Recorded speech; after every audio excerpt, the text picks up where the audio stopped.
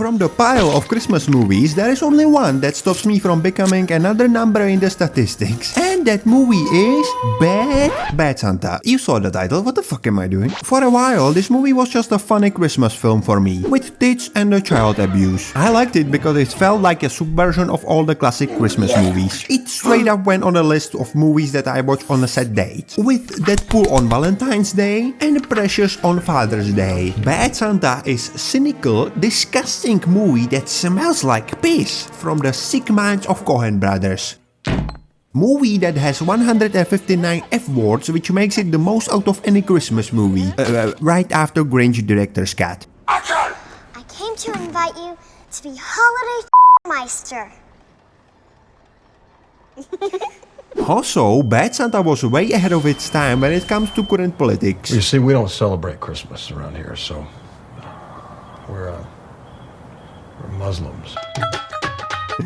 We all wondered which incredible Christmas miracle would make Willy good. Turns out, it only takes a smallest act of unselfish give. On my last rewatch, I realized that this movie is the most Christmassy movie out of all of these. The others might trick you into thinking that they are heartfelt stories, but they are sucky movie with capitalistic subtext. Bad Santa is pure Christmas story. She said she was 18. So, in this video, I'm gonna shit on the timeless beloved classics from your childhood. We're gonna go over the characters, jokes, this absolutely legendary scene, little plot breakdown, and then we're gonna go over how Grinch is shockingly similar to Bad Santa. So don't choke on your eggnog because the shit talk starts right now.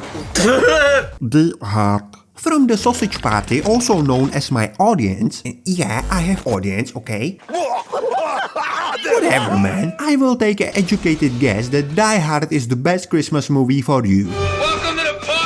Listen, it's a great movie, you know. I like the message of nothing brings us closer together like a terrorist attack committed by foreigners. Here is the problem though. Stereotyping Germans as bad guys on Christmas?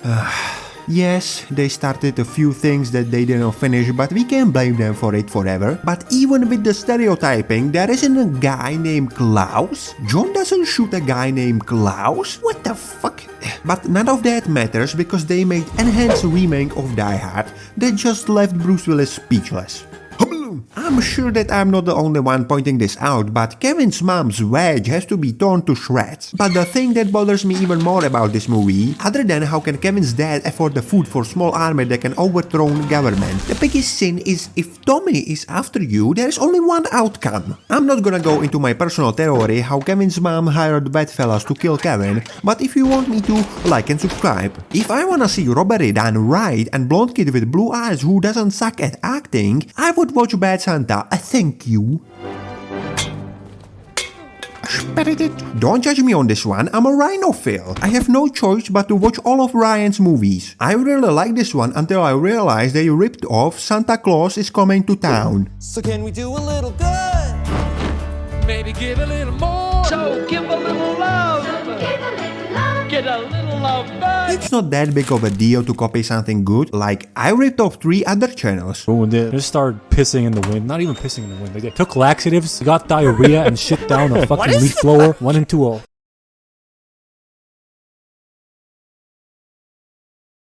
But it's kinda fucked from a dude who made a whole movie about how Frozen ripped off Yentl. Oh, did somebody say Turbo Man? Yeah, sure. Who can elevate Arnie's acting? But Jamie, I thought you wanted this doll more than anything. Oh, I know. This guy. What do I need the doll for? I got the real Turbo Man. What a fucking great idea. Who made that decision? Fucking George Lucas? No, I'm just kidding. I hope this kid doesn't do like drugs or something. Here's to you, Dad. Sure, the movie is fine, but there is the commercialism. Anal kid. I'm a person and my name is Anakin. Shut up. Doesn't want the toy anymore, but the rest of the America is still obsessed with it, to the point where they are willing to kill a child. So this is just commercial filth. Turbo Man. Turbo Man. Turbo Man. Turbo Man. Turbo guy.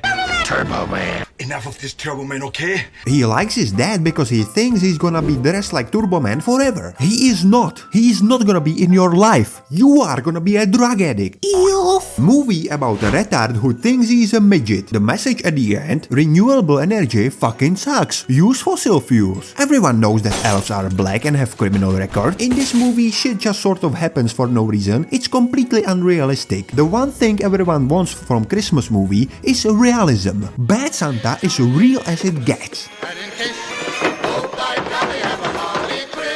Fucking shit. Fuck you. It's really a story of Jesus Christ. One mean drunk whose mother was a whore and father left him to suffer. And at the end he gets betrayed by his friend. You cannot top this. Which brings me to characters. Willy Soag. Fuck you, Willie. Ow! I don't know if there was ever a character that real. I can actually smell him with my mouth. It's the cigarette stench, and when he opens his mouth, your eyes start to get wet from the booze breath. Ugh. It kinda reminds me of my dad. I'm pissing myself. It's weird. This character fully encapsulates the essence of Christmas. Depression. Unlike Grinch, who hates Christmas and one particular group of people with long noses, Willy hates life. No. Willy is a shit stain in the toilet waiting to get pissed away. Everyone can relate to that. I know Billy Bob only from this movie, so I don't know if he is that good of an actor or it's just him. But if he is acting, his performance can be matched only by Jim Carrey as Grinch.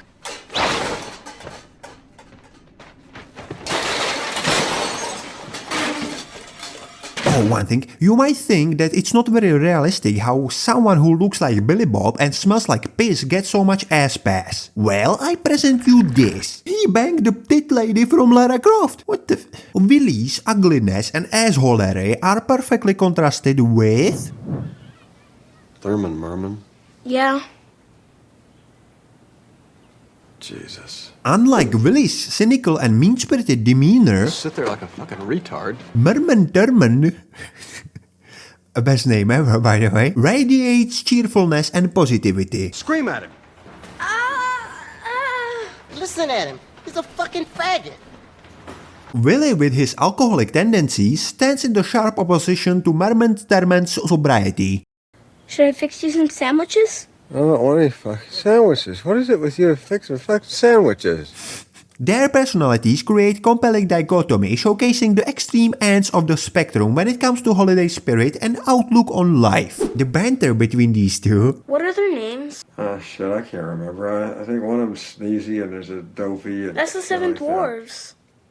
Shit me.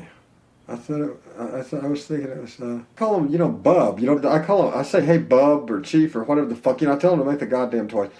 The fuck is wrong with you? I can't remember this shit!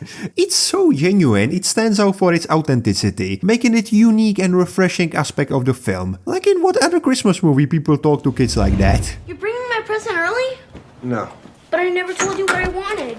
I said I didn't bring it, dipshit. You can see the Coen brothers speaking into the script. They are absolutely the perfect duo. Forget Joker and Batman. The duality of these two is unparalleled. How'd you get sick?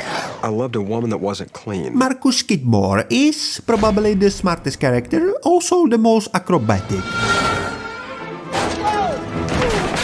He doesn't take shit from anyone. You son of a bitch! Hey.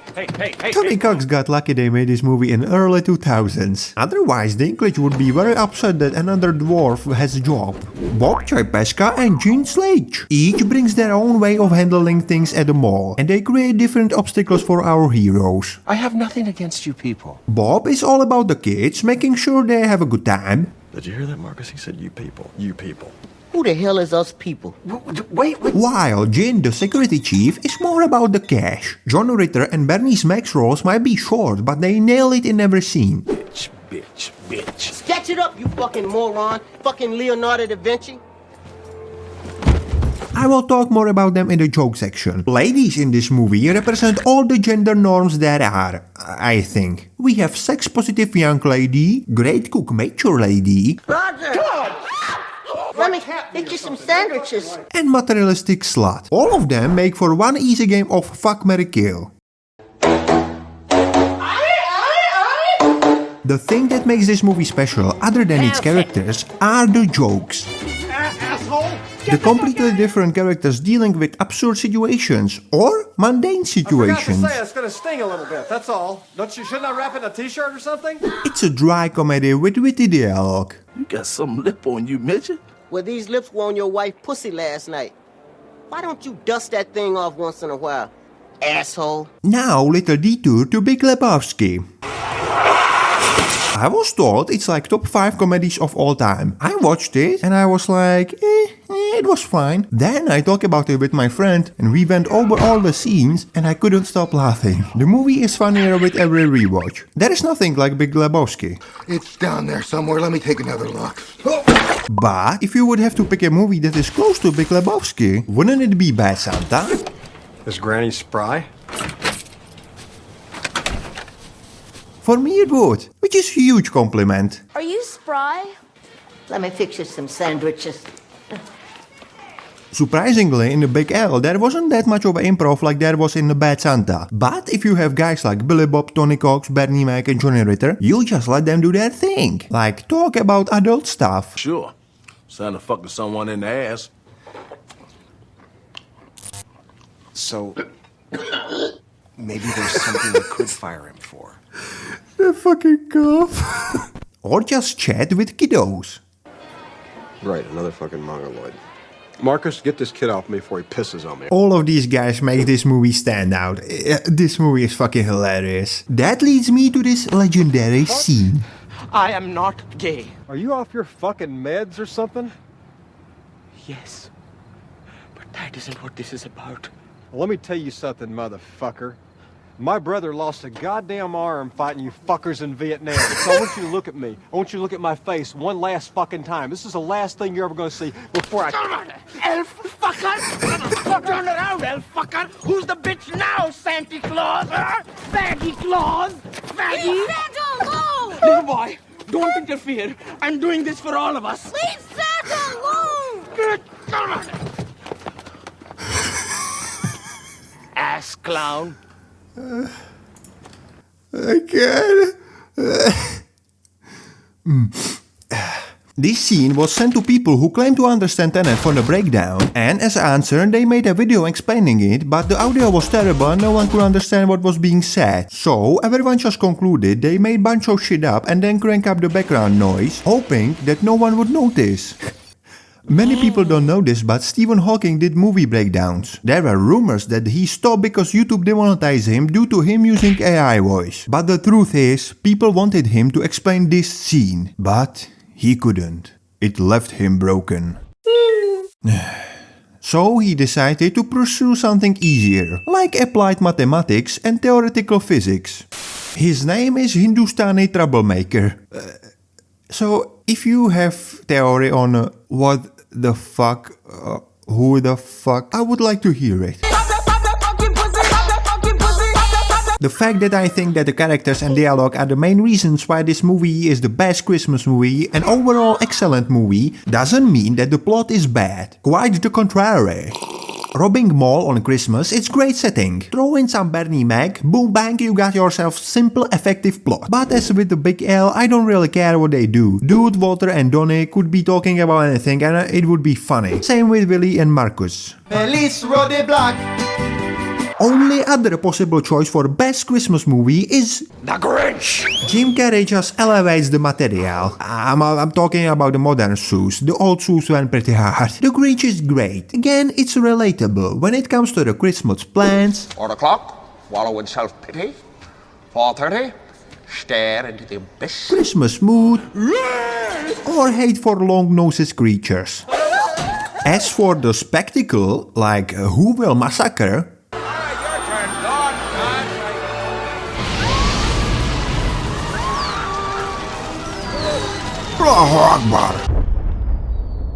Ooh, That shit is top notch. It's really a toss-up between these two, and there is no surprise. They are very similar movies. Both have a suicidal, hairy, piss-soaked loner, mean-spirited drunk who loves anal. They both have a small chum who tries to kill them, cute Aryan kid who asks too many questions, and sees the good even in the most rotten pieces of shit. Both movies deal with the commercialism on Christmas. They both have skilled robbers, and somehow the guy with the poor hygiene and herpes gets the best boner hole in town. The main difference is the ending. I hate the Grinch's ending. Okay, I cry every time when he clean jerks the sleigh. It's a really touching moment. He returns the presents, which is the only reason why he doesn't get the death row, and everyone is happy. If the presents got destroyed, it would be much better. Oh, and in the end you are telling me that they all climb into his lair with tables, chairs and food? What the fuck is this fucking bullshit?